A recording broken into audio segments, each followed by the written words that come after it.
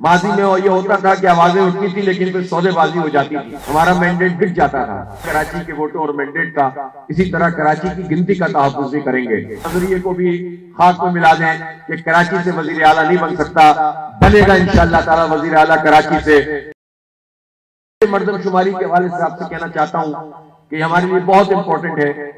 ماضی میں یہ ہوتا تھا کہ آوازیں اٹھتی تھی لیکن پھر سودے بازی ہو جاتی تھی، ہمارا مینڈیٹ بک جاتا تھا۔ اب انشاءاللہ جماعت اسلامی ہے، اللہ نے چاہا تو ہم آپ کو لیٹ ڈاؤن نہیں ہونے دیں گے، اور ہم جس طرح اپنے ووٹوں کا اور مینڈیٹ کا تحفظ کر رہے ہیں کراچی کے ووٹوں اور مینڈیٹ کا، اسی طرح کراچی کی گنتی کا تحفظ بھی کریں گے۔ سب کو گنا جائے، جس زبان کا، جس علاقے، جس برادری کا رہنے والا ہے۔ یہ نہیں ہوگا کہ رہے بندہ یہاں اور مستقل پتے کی بنیاد پر کے پی کے میں اور پنجاب میں اور بلوچستان میں اور آزاد جموں و کشمیر میں گنا جائے، جو یہاں رہتا ہے وہ یہاں گنا جائے۔ یہی مردم شماری کا اصول ہے، یہی ضابطہ ہے۔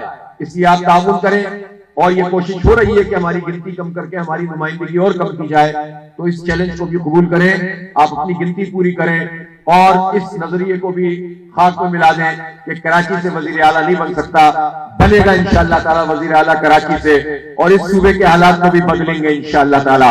یہ ہماری قسمت نہیں ہے کہ یہ وڈیرے اور جاگیردار ہمارے سروں پر مسلط رہیں، یہ ہماری تقدیر میں نہیں لکھا ہوا کہ ہم گھروں میں رہیں یا ہمیں ملازمتوں سے محروم کریں یا ہمیں ٹرانسپورٹ سے محروم کریں یا ہزاروں ارب روپے ہمارے سالانہ کھا جائیں اور ہم کہیں کہ صاحب ہم تو کچھ کر ہی نہیں سکتے۔